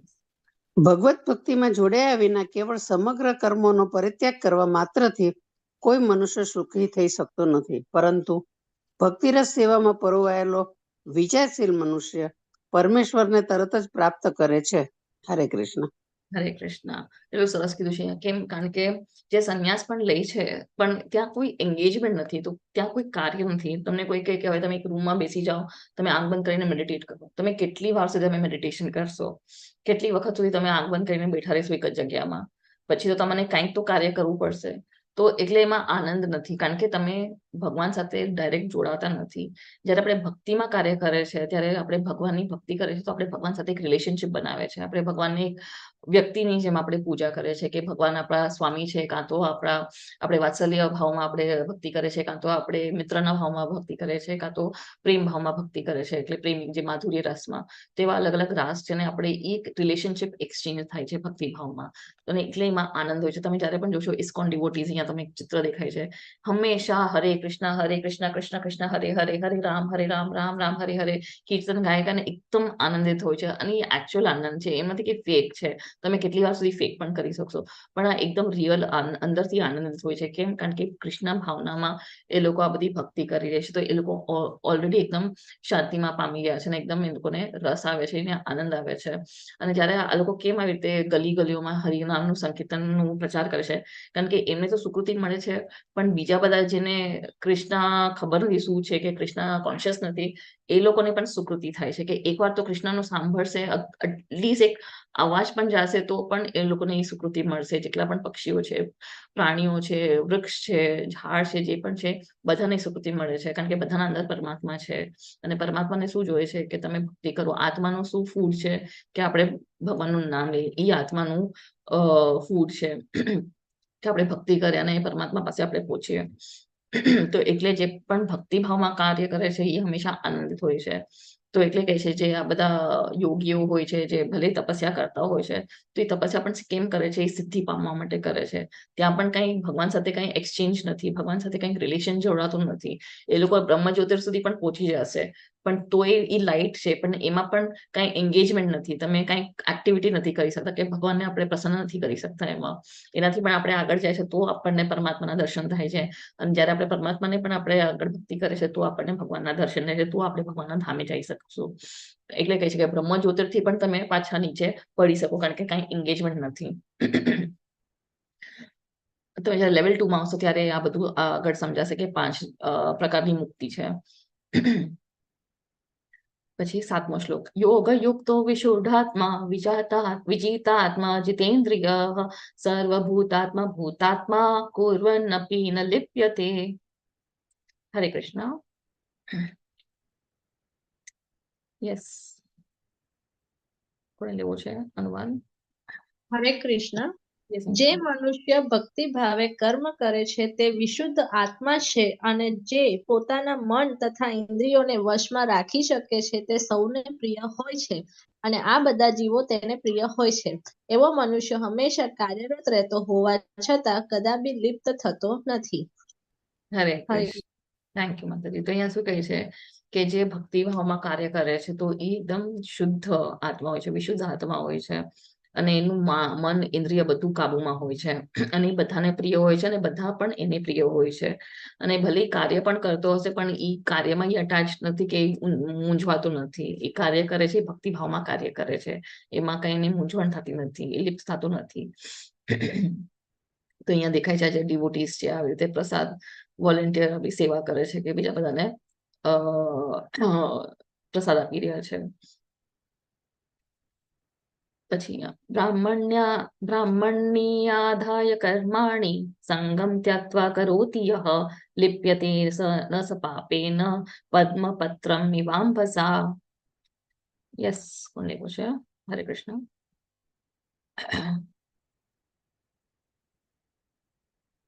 સ્નેહના માતાજી, વેંજલ માતાજી, મંજુલા માતાજી. હરે કૃષ્ણ માતાજી. હરે કૃષ્ણ. જે મનુષ્ય કર્મફળ પરમેશ્વરને સમર્પિત કરીને આસક્તિ રહિત થઈને પોતાનું કર્તવ્ય કર્મ કરે છે, તે જેમ કમળપત્ર જળથી અસ્પર્શ્ય રહે છે તેમ પાપ કર્મોથી પણ અલિપ્ત રહે છે. હરે કૃષ્ણ. હરે કૃષ્ણ. તો હવે અહીંયા એક સરસ એક્ઝામ્પલ આપ્યો છે કે કમળનો પત્ર, અગર તમે જોશો કમળનો પત્તો જોશો, એમાં અગર પાણીનું બૂંદ પડે છે પણ એ ભીંજાતું નથી, એ એકદમ ડિટેચ રહે છે. ભલે પાણી હશે પણ એ ભીંજાતું નથી. એવી રીતે જ જ્યારે આપણે કૃષ્ણ માટે કાર્ય કરે છે તો આપણે મુક્ત રહી છે, મુક્તિ મળે છે. આપણે જે પાપ કર્મો છે આપણને લાગતા નથી, આપણે પાપ કર્મો બંધનથી આપણે મુક્ત રહી છે. તો એ એક્ઝામ્પલ આપે છે. જેમ આપણે કૃષ્ણના ભાવનામૃતમાં આપણે કાર્ય કરે છે તો આપણે કેવા મુક્ત હોય છે, એવી રીતે જેમ કમલના પત્તા ઉપર જેમ પાણીની બૂંદ કેવી રીતે હોય છે, એકદમ અલગ હોય છે, એટેચ નથી હોતી, ભીંજાતી નથી, એવી રીતે આપણે ડિટેચ રહી છે. એટલે આપણે જયારે કોઈ પણ કાર્ય કરે તો આપણે એટેચમેન્ટ નથી રાખવાનું, આપણે ખાલી કૃષ્ણને બધું સમર્પિત કરવાનું છે. જે પણ આપણે કાર્ય કરે છે, જે પણ ફળ છે એ કૃષ્ણને સમર્પિત કરીએ છીએ, ત્યારે આપણે એકદમ પાપ કર્મોથી આપણે મુક્ત થાય છે, કર્મોના બંધનથી આપણે મુક્ત થાય છે.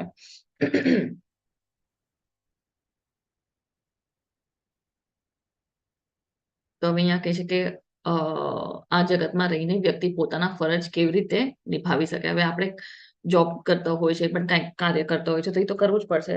તો આપણે કેવી રીતે મુક્ત રહીશું એમાંથી, આવા કાર્ય કરતા કરતા કેવી રીતે આપણે મુક્ત થઈ શકશું, કેવી રીતે આપણે નિભાવી શકીએ. તો હવે આ શ્લોકમાં કહે છે કાયેન મનસા બુદ્ધ્યા કેવલૈરિન્દ્રિયૈરપી યોગિના કર્મ કુર્વન્તિ સંગમ ત્યક્ત્વાત્મશુદ્ધયે. યસ. હરે કૃષ્ણ. અનુવાદ લેજો પ્લીઝ. યસ મંજુલા માતાજી. યોગીજનો અનાસક્ત થઈને શરીર, મન, બુદ્ધિ અને ઇન્દ્રિયો દ્વારા પણ કેવળ આત્મશુદ્ધિના હેતુ માટે કર્મ કરે છે. હરી બોલ. હવે અહીંયા કે છે યોગીજનો, હરે કૃષ્ણ. તો એ કહે છે યોગીજનો અનાસક્ત થઈને, એટલે વિધાઉટ એની અટેચમેન્ટ, અનાસક્ત થઈને શરીર, મન, બુદ્ધિ અને ઇન્દ્રિયો. તો હવે આપણે જોઈએ કે કેવી રીતે એ બધું આપણે યુટિલાઇઝ કરી શકીએ છીએ. તો આપણે મનથી આપણે જયારે ચેન્ટિંગ કરીએ તો મનમાં આપણે કૃષ્ણની છબી બનાવીને આપણે ચેન્ટિંગ કરીએ કે કૃષ્ણ આપણા મનમાં હોવા જ જોઈએ. હંમેશા સતત આપણે કૃષ્ણનું ચિંતન કરવું જોઈએ. પછી બુદ્ધિ ક્યારે વાપરીએ છીએ? જયારે આપણે ભગવદ્ ગીતાનો ક્લાસ અટેન્ડ કરીએ છીએ, ભાગવતમ સાંભળીએ છીએ, બીજા બધા લેક્ચર સાંભળીએ છીએ, તો એ આપણે બુદ્ધિ વાપરીએ છીએ. જયારે આપણે ભગવદ્ ગીતા વાંચીએ છીએ, ભાગવતમ વાંચીએ છીએ. પછી ઇન્દ્રિયોમાં આપણે આંખથી આપણે દર્શન કરીએ છીએ, ભગવાનના દર્શન કરીએ છીએ. પછી નાકથી આપણે જયારે તુલસી કે જે પુષ્પ છે જે આપણે અર્પણ કરીએ છીએ ભગવાનને, એ આપણે પછી લઈને આપણે એને સૂંઘીએ છીએ.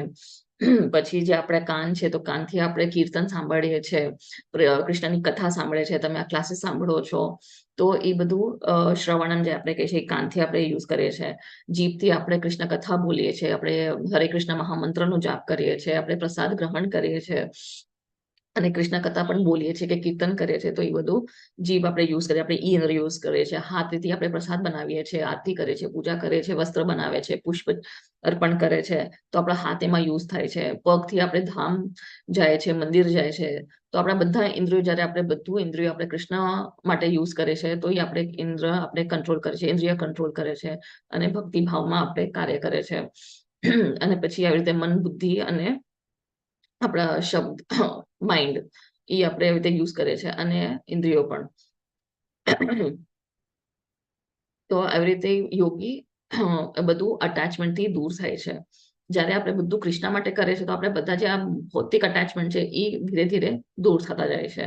તો બધા કહે છે ને આમાં ઇસ્કોનમાં આવશું તો આપણે આ કાંદા લસણ છોડવા પડશે, ચાય કોફી છોડવા પડશે, એટલે કોઈને આવું નથી. પણ તમે ઓટોમેટિકલી બધું છૂટે છે, આપણે કરવું જ નથી પડતું, આપણે એફર્ટ જ નથી લેવી પડતી. જયારે આપણે પોતે જયારે હરે કૃષ્ણ મહામંત્રનો જયારે આપણે જાપ કરીએ છીએ, આપણે જયારે ભગવાન માટે કાર્ય કરે છે, ભગવાનના પ્રસન્નતા માટે કાર્ય કરે છે, તો આ ઓટોમેટિકલી બધી ચીજો આપણી ઓટોમેટિકલી છૂટતી જાય છે. આપણે છોડવી નથી પડતી, આપણે ફોર્સફુલી કઈ નથી છોડવું પડતું. એ કારણ કે તમારું ઓટોમેટિકલી બધું ક્લેન્સિંગ થાય છે. તમે જયારે પ્રસાદ લેવા માંડો છો તો તમે ઓટોમેટિકલી બધું ભગવાન જ તમને શક્તિ આપે છે. કારણ કે તમારું ક્લેન્સિંગ ઓલરેડી થતું જાય છે. ને પછી પોતાની ઓટોમેટિક બધી સેન્સીસ કંટ્રોલ થાય છે, માઇન્ડ કંટ્રોલ થાય છે અને આપણી બુદ્ધિ આગળ વધે છે. તો જેમ પ્રભુપાદનો એ સીન છે જે પહેલી વખત જયારે યુએસ ગયા હતા, તો ટોમ્સ્કિન સ્ક્વેર પાર્કમાં એ બેઠા હતા ને એમને આ મહામંત્રનો જાપ શરૂ કર્યો. ત્યારે તે કોઈને ઓળખતા નહોતા, ખાલી ગાર્ડનમાં બેસીને હરે કૃષ્ણ મહામંત્ર બોલતા ગયા અને પછી ધીરે ધીરે લોકો, 1000 લોકો એવી રીતે જમા થઈ ગયા એ પાર્કમાં અને એકદમ મોટો સંકીર્તન થઈ ગયો. એટલે ઓટોમેટિક ઇમેજિન, કારણ કે કૃષ્ણ જે નામ છે, મહામંત્ર જે છે, એ એટલું પાવરફુલ મંત્ર છે, એટલે એને મહામંત્ર કહેવાય છે. કે એટલું પાવરફુલ મંત્ર છે કે કોઈ પણ એનાથી એટ્રેક્ટ થઈ જાય છે, કોઈ પણ લોકો એટ્રેક્ટ થઈ જાય છે. જેને કૃષ્ણનું નામ નથી સાંભળ્યું, પહેલી વખત સાંભળ્યું હશે, એ લોકો પણ બધા એટ્રેક્ટ થયા. બધા હિપ્પીઝ લોકો આવી ગયા, બધા એકદમ એન્જોય કરવા માંડ્યા.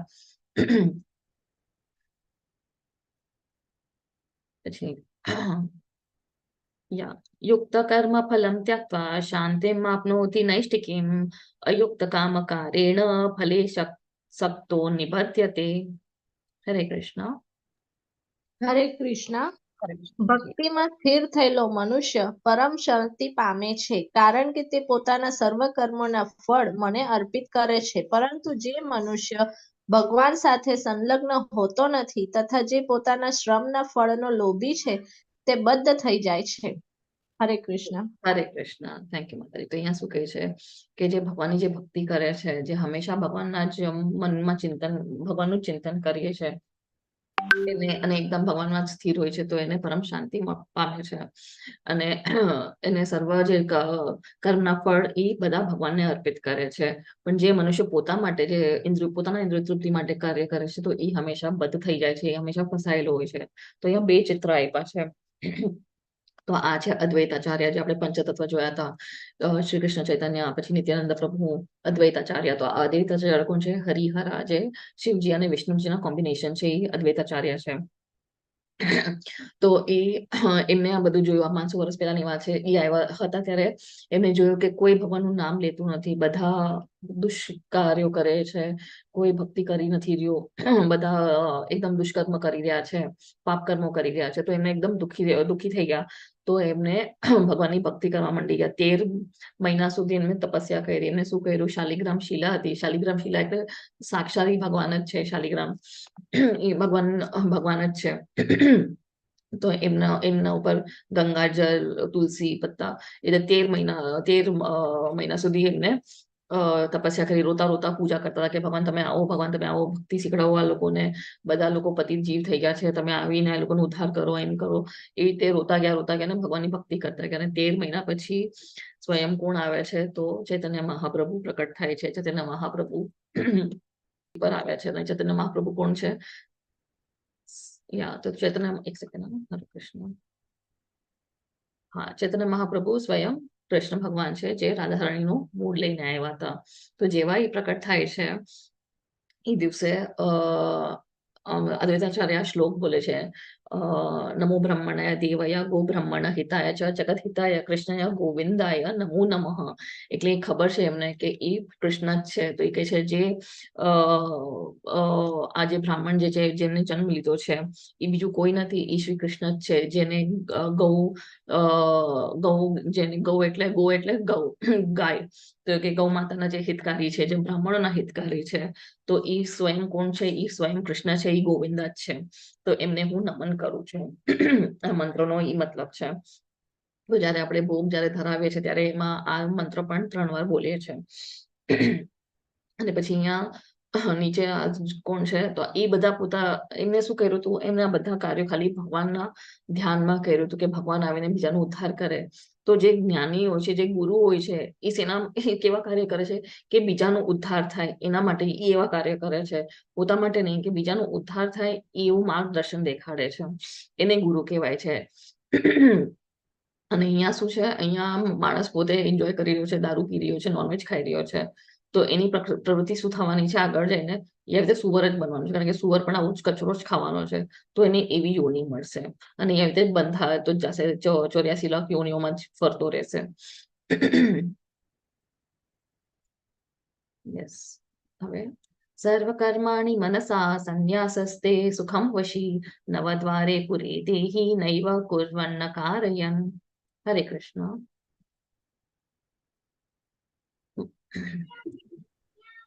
હરે કૃષ્ણ માતાજી.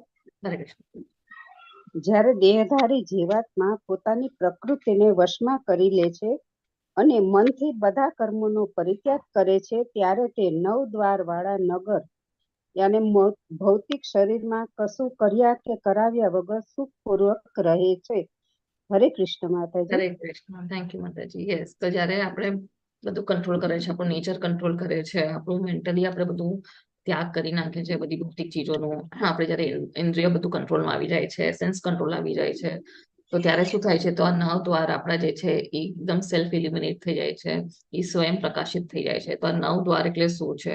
કોઈને ખબર છે આ 9 દ્વાર શું છે બોડીમાં? આપણે કે છે આપણા જે ચક્ર છે બધા લાઈન થઈ જાય છે. આ 9 દ્વાર કયા છે?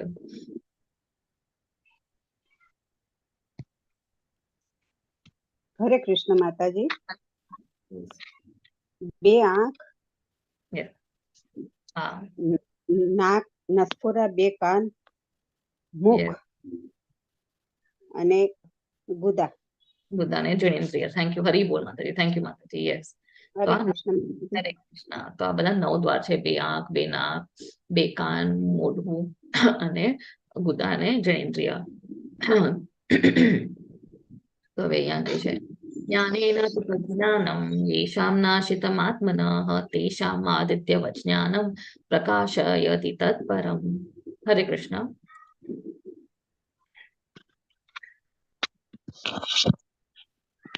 બસ અનુવાદ લઈ લેજો પ્લીઝ.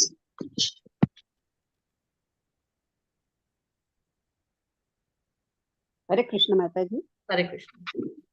પરંતુ જ્યારે કોઈ મનુષ્ય અવિદ્યાને નષ્ટ કરનારા જ્ઞાનથી પ્રબદ્ધ થાય છે, ત્યારે જેવી રીતે દિવસે સૂર્ય દ્વારા બધું પ્રકાશિત થાય છે, તેવી રીતે તેના એ જ્ઞાનમાંથી બધું જ પ્રગટ થઈ જાય છે. હરે કૃષ્ણ માતાજી.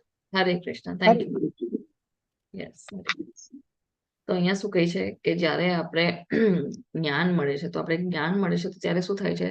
તો આપણું જે અવિદ્યા છે, જે અજ્ઞાન છે, એ બધું દૂર થાય છે અને આપણને ખબર પડે છે કે હવે આપણે યજ્ઞ કેવા કરવાનું છે, દાન કેવી રીતે કરવાનું છે, કર્મ કેવા કરવાના છે, એ આપણે બધી એનું નોલેજ મળે છે.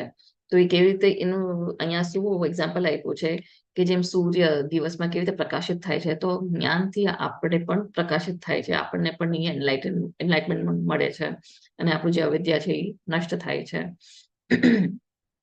અજ્ઞાનતા છે એ આપણી દૂર થાય છે. તદ્બુદ્ધયસ્તદાત્માનસ્તન્નિષ્ઠस्तत्परायणाः गच्छन्त्य पुनरावृत्तिं ज्ञाननिर्धूतकल्मषाः. हरे कृष्णा. अनुवाद लेજો પ્લીઝ માતાજી. હરે કૃષ્ણ માતાજી. જ્યારે મનુષ્યની બુદ્ધિ, મન, શ્રદ્ધા તથા આશ્રય સર્વથા ભગવાનમાં સ્થિર થઈ જાય છે, તે પૂર્ણ જ્ઞાન દ્વારા સર્વ સંશયોથી વિશુદ્ધ થઈને સીધો મુક્તિ પંથે આગળ વધે છે. હરે કૃષ્ણ માતાજી. હરે કૃષ્ણ. Thank you. હરે કૃષ્ણ. હરે કૃષ્ણ. તો અહીંયા કહે છે કે જ્યારે મનુષ્ય બુદ્ધિ, મન, શ્રદ્ધા તથા આશ્રય સર્વ ભગવાનને સ્થિર હોય છે, એટલે જ્યારે આપણું મન કંટ્રોલમાં થાય છે, આપણી બુદ્ધિ બધું, આપણે જ્યારે ઇન્દ્રિય બધું કંટ્રોલમાં થાય છે અને આપણને એકદમ ફર્મ ફેથ આવી જાય છે, શ્રદ્ધા આવે છે અને આપણો આશ્રય આપણને ખબર છે જે કરવાનું છે કૃષ્ણ જ સંભાળવાનું છે, જે પણ છે કૃષ્ણના લીધે થવાનું છે, જે પણ આપણને દુઃખ મળે છે આપણે કહે છે કાંઈ વાંધો નહીં, મારા કંઈક પાપ કર્મ હતા એટલે મારા પાસે આજે આ દુઃખમાં છું, ને સુખ પણ મળે છે તો આ કૃષ્ણની જ કૃપા છે કે આપણને એટલા સુખી છે. તો બધું જ આપણે કૃષ્ણને જ આપણે સેન્ટરમાં રાખીએ છીએ અને આપણને ખબર છે આપણું કૃષ્ણ જોઈ લેશે. એટલી આપણી શ્રદ્ધા જ્યારે વધી જાય છે તો ત્યારે આપણે એકદમ ભગવાનમાં સ્થિર થઈ જાય છે. તો આપણે એ કેમ ત્યારે સ્થિર થાય છે, ત્યારે આપણે બધું જ્ઞાન સાંભળીએ છીએ, જ્યારે જ્ઞાન લે છે, ગુરુના આશ્રય જઈને આપણે બધું આ ફોલો કરે છે, જે બધા લેખા છે કે આપણે શું બધું કરવું જોઈએ, શું ફોલો કરવું જોઈએ, આપણે જે 4 રેગ્યુલેટિવ પ્રિન્સિપલ્સ છે જે આપણે માળા કરીએ છીએ, તો એનાથી આ બધું આપણું જે ડસ્ટ છે આપણા હૃદયમાં, જે ચેતના આપણી દૂષિત છે એ બધી ક્લીન થતી જાય છે અને પછી આપણું બધું કંટ્રોલમાં આવે છે, મન, બુદ્ધિ બધું આપણું કંટ્રોલમાં આવે છે, આપણું શ્રદ્ધા આપણી વધી જાય છે અને આપણે ખબર છે કે સર્વોચ્ચ આશ્રય આપણો કોણ છે, એ શ્રી કૃષ્ણ ભગવાન જ છે. તો ત્યારે આપણે આખા પૂર્ણ જ્ઞાનમાં આવે છે અને ત્યારે આપણે મુક્તિમાં આપણે આગળ વધે છે. આપણને ખબર છે કે આ જ મુક્તિનો રસ્તો છે. હવે આ 5.18 સોરી. વિદ્યા વિનય સંપન્ની બ્રાહ્મણે ગવિહસ્તિની શુની ચૈવ શ્વપાકે ચ પંડિતા સમદર્શિનાઃ. હરે કૃષ્ણ માતાજી.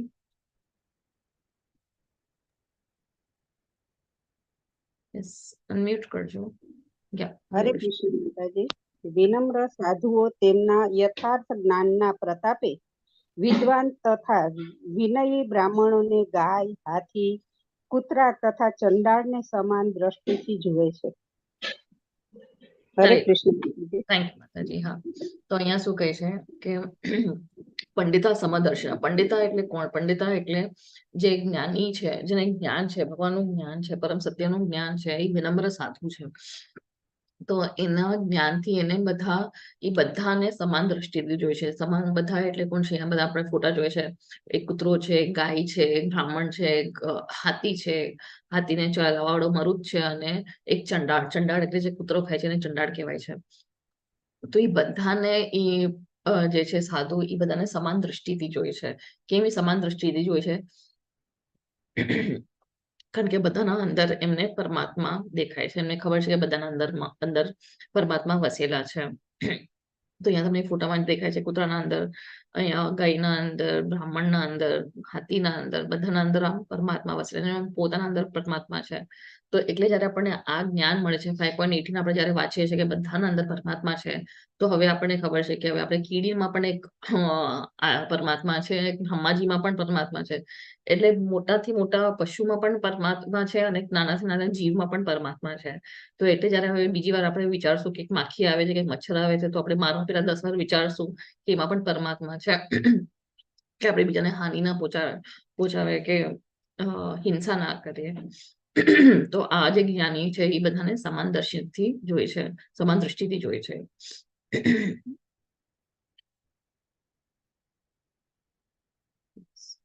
હવે બાહ્ય સ્પર્શેશ્વ સત્તાત્મા વિંદત્યાત્માની યત સુખમ સબ્રહ્મ યોગ યુક્તાત્મા સુખમ અક્ષયમશ્નુતે.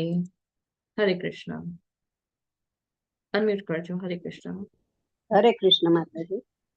આવો જીવન મુક્ત પુરુષ ભૌતિક ઇન્દ્રિય સુખ પ્રતિ આકૃષ્ટ થતો નથી, પરંતુ હર હંમેશ સમાધિમાં નિમગ્ન રહીને પોતાની અંદર જ આનંદનો અનુભવ કરે છે. એ રીતે આત્મ સાક્ષાત્કાર પામેલો પુરુષ પરબ્રહ્મમાં એકાગ્ર હોવાના કારણે અનંત સુખ ભોગવે છે. હરે કૃષ્ણ માતાજી. થેન્ક યુ માતાજી. તો અહીંયા કહે છે કે જો આવો જીવન મુક્ત પુરુષ, જીવન મુક્ત એટલે પોતે ઓલરેડી મુક્ત છે, ભલે એ ભૌતિક જગતમાં જ છે, બોડીમાં છે, યોનિમાં છે, પણ એ જીવન મુક્ત પુરુષ છે. કારણ કે એનું બધું કંટ્રોલમાં છે, ઇન્દ્રિય કંટ્રોલમાં છે, માઇન્ડ કંટ્રોલમાં છે, બુદ્ધિ કંટ્રોલમાં છે. અને એને બધા ઇન્દ્રિય સુખ પ્રાપ્તિમાં એમને કોઈ ઇન્ટરેસ્ટ નથી હોતી, કોઈ એટ્રેક્શન નથી. એના અંદર એકદમ મગ્ન હોય છે, અને એકદમ હર્ષિત હોય છે, અને એકદમ આનંદમય હોય છે, અને પોતાના અંદર જ આનંદનો અનુભવ કરે છે. તો એ રીતે એ આત્મ સાક્ષાત્કાર પામે છે. એક સેકન્ડ. હા, અને તો એ એકાગ્ર હોય છે, કારણ કે એનું એક જ ગોલ છે કે ભગવાનની ભક્તિ કરવાનો, એ જ એમનો ગોલ હોય છે. તો અહીંયા એક આ ચિત્ર છે. તો આ ચિત્ર કોનો છે? આ છે હરિદાસ ઠાકુર. હરિદાસ ઠાકુર કોણ હતા? તો ચૈતન્ય મહાપ્રભુના ટાઈમે હરિદાસ ઠાકુર આવ્યા હતા, એ પણ પ્રકટ થયા છે. તો હરિદાસ ઠાકુર મુસ્લિમ ફેમિલીમાં જન્મ લીધો હતો એમને, પણ એમને ચૈતન્ય મહાપ્રભુના અંડર ભક્તિ કરી, અને દિવસના 3 લાખ વાર હરે કૃષ્ણ મહામંત્રનું જાપ કરતા હતા. 3 લાખ નામ લેતા હતા. 3 લાખ નામ રોજ હરે કૃષ્ણ મહામંત્ર લેતા હતા. અને ખાલી 2 કલાકમાં જે એમનું સુવે કે એમનું જે ખાવા પીવાનું બધું એ 2 કલાકમાં પતાવીને પછી 22 કલાક સુધી એમનું હરિનામનું જાપ શરૂ જ રહેતું હતું. તો ઘણા લોકો એને ઈર્ષા કરતા હતા, ઘણા લોકો એમને જેલેસી થતી હતી, તો ઘણા લોકો એમને બદનામ કરવાની કોશિશ કરી હતી. તો એકવાર એ ગામમાં એ જ્યાં આવી રીતે ભક્તિ કરી રહ્યા હતા, નામ જાપ કરી રહ્યા હતા, ત્યાં એક માણસે એક સ્ત્રીને મોકલેલી, એક વૈશ્યાને મોકલેલી કે જો તું જા, અને એકદમ બહુ બ્યુટીફુલ હતી, બહુ સુંદર હતી સ્ત્રી વૈશ્યા. તો એને કીધું કે તું જા ને આનું તપસ્યા ભંગ કર, એનું જે આ જે છે કરે છે એ ભંગ કર, પછી જો એનું આપણે નામ ખરાબ કરશું એવી રીતે. તો એ સ્ત્રી જાય છે. તો એ કહે છે કે મને તમને મળવું છે. તો હરિદાસ ઠાકુર કહે છે હા હા 2 મિનિટ તું બેસ, મારે આ માળા પતી જાય પછી હું તારી સાથે વાત કરીશ. તો એ માળા કરતા રહે છે, હરે કૃષ્ણ કૃષ્ણ કૃષ્ણ હરે હરે, હરે રામ રામ રામ હરે હરે, બોલતા જાય છે, બોલતા જાય છે, બોલતા રાત દિવસથી રાત થઈ જાય છે. ઓલી બેઠી બેઠી થાકી જાય છે. એ કે છે અચ્છા હું હવે જાઉં છું, કાલે આવીશ. તો હરિદાસ ઠાકુર કહે છે ભલે કાલે આવો. પછી બીજા દિવસે આવે છે. પછી હરિદાસ ઠાકુર કહે છે કે મારી આ માળા પૂરી થાય પછી હું તારી સાથે વાત કરીશ.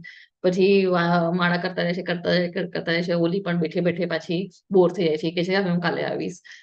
પછી વહી જાય છે. પછી ત્રીજા દિવસે પાછી આવે છે. પાછા હરિદાસ ઠાકુર કહે છે કે મારી માળા પતી જાય પછી હું તને ટાઈમ આપીશ. એમ કરીને પછી ઓલી પણ આ હરે કૃષ્ણ મહામંત્ર એટલું પાવરફુલ છે કે એ પોતે પણ જાપ કરવા માંડી ગઈ. એ પોતે પણ હરે કૃષ્ણ કૃષ્ણ કૃષ્ણ હરે હરે, હરે રામ રામ રામ હરે હરે, એ પોતે બોલવા માંડી ગઈ. એ નામમાં એટલું પાવર છે કે એના પોતામાં ટ્રાન્સફોર્મેશન આવી ગયું. એ પોતે એમના પગે પડી કે હું તો તમારી આ તપસ્યા ભંગ કરવા આવી હતી, પણ મને માફ કરજો, કે મને ક્ષમા કરજો, કે મારાથી બહુ મોટી ભૂલ થઈ ગઈ. તો હરિદાસ ઠાકોર તો એ તો ભક્ત છે ભગવાનના, એ તો વધારે કૃપાળુ છે, દયાળુ છે, કે કઈ વાંધો નહીં. કારણ કે એમને આટલી બ્યુટીફુલ સ્ત્રી પણ એના સામે આવી, તો પણ એમને કઈ આકર્ષણ ના થયું. જેમ કે આપણે ઘણા એવા એક્ઝામ્પલ્સ જોયા છે આપણા શાસ્ત્રોમાં, કે ઘણા મુનિઓ તપસ્યા કરે છે, ને એક અપ્સરા આવે છે, ને એમની તપસ્યા ભંગ થઈ જાય છે. શિવજીની પણ તપસ્યા ભંગ થઈ જાય છે જયારે પાર્વતી સામે આવે છે. તો આ તો કૃષ્ણના ભક્ત છે, કૃષ્ણની ભક્તિ કરી રહ્યા છે. ને આ સ્વયં કોણ હોય છે જે વૈશ્ય આવે છે? એ સ્વયં માયાદેવી છે. એ સ્વયં માયાદેવી એમની ટેસ્ટ લેવા આવે છે, એમની પરીક્ષા લેવા આવે છે, અને એ ફેલ થતા નથી. અહીંયા માયાદેવી પોતે ફેલ થઈ જાય છે. તો કૃષ્ણની જે ભક્તિ પ્રેમપૂર્વક શ્રદ્ધાપૂર્વક કરે છે, તો ત્યાં માયા પણ ફેલ થઈ જાય છે. એટલે કહે છે કે આપણે માયાના ચક્કરમાંથી કેવી રીતે નીકળવાનું? જયારે આપણે કૃષ્ણની ભક્તિ એકદમ શ્રદ્ધાપૂર્વક પ્રેમપૂર્વક કરશું, તો માયા પણ આપણને અડી નહીં શકે. પછી એ વહી જાય છે. અને આ જે છે હરિદાસ ઠાકુર, એ કલયુગમાં કોણ છે? એ બ્રહ્માજી, જે બ્રહ્મા છે, એમને કલયુગમાં એ અવતાર લીધો હતો, એ હરિદાસ ઠાકોર છે. કારણ કે બ્રહ્માજીથી પણ એક ભૂલ થઈ ગઈ હતી. જયારે કૃષ્ણ દ્વાપર યુગમાં આવ્યા હતા, તો એમને બ્રહ્મ વિમોહન લીલા, એ આગળના ચેપ્ટર્સમાં આવશે એ કથા, વિમોહન લીલા થઈ હતી. તો ત્યારે બ્રહ્માજીથી ભૂલ થઈ ગઈ હતી, તો એમને કૃષ્ણથી ક્ષમા માંગી હતી, અને એટલે એનું પ્રાયશ્ચિત કરવા માટે કલયુગમાં આવે છે હરિદાસ ઠાકોરનો અવતાર લઈને. તો એ સ્વયં બ્રહ્માજી જ હોય છે.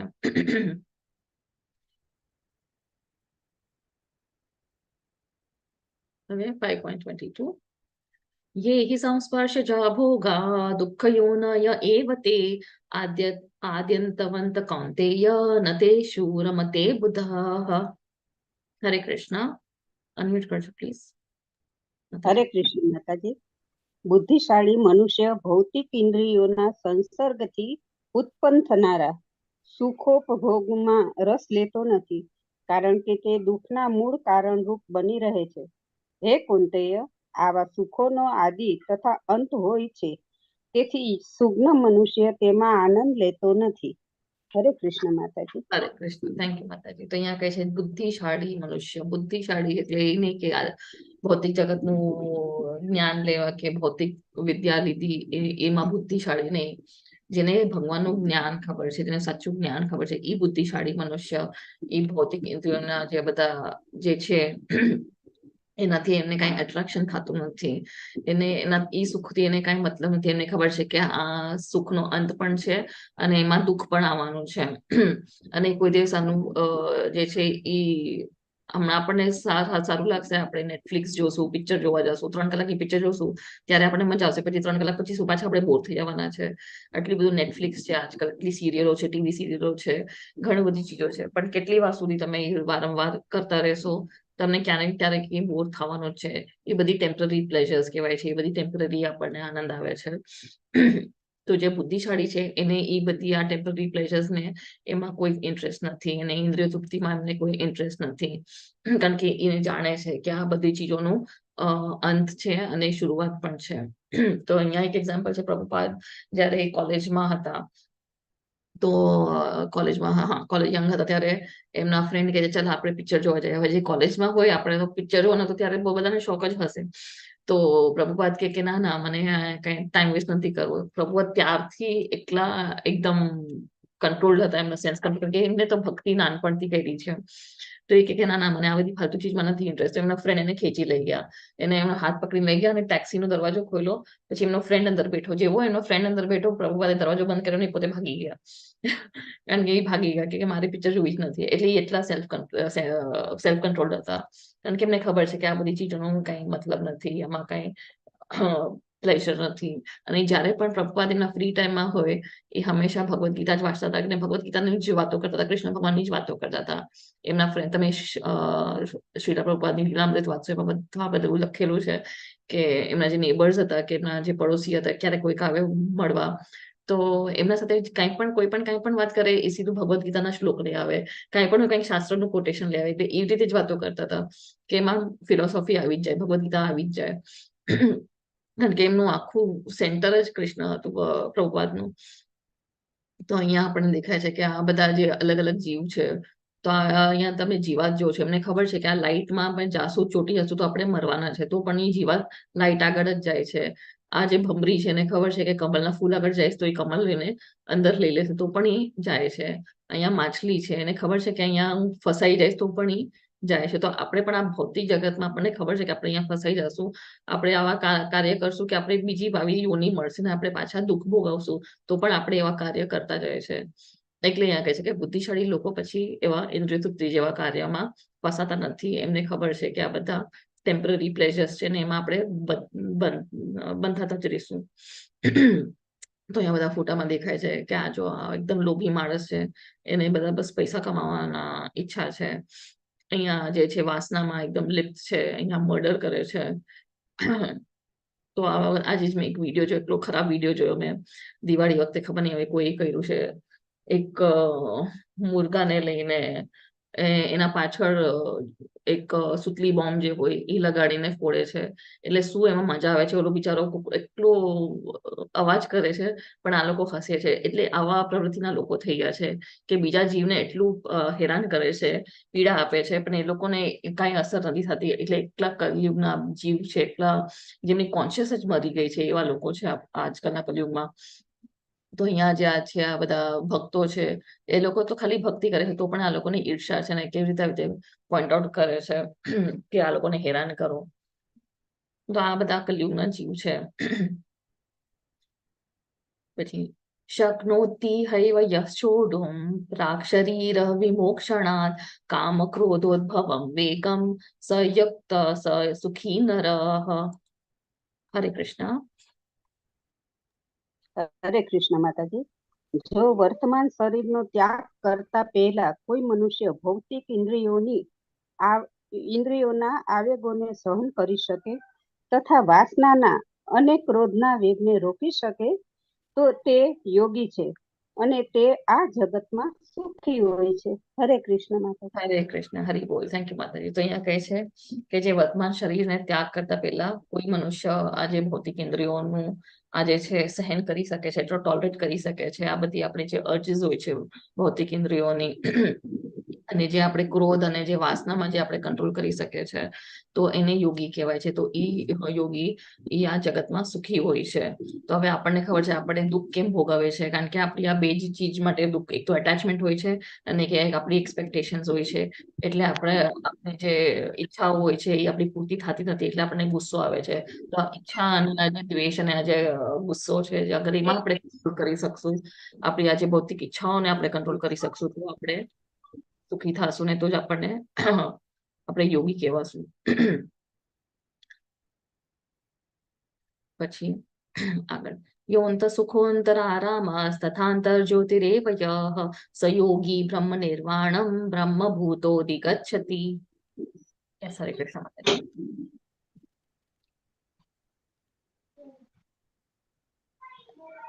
હરે કૃષ્ણ.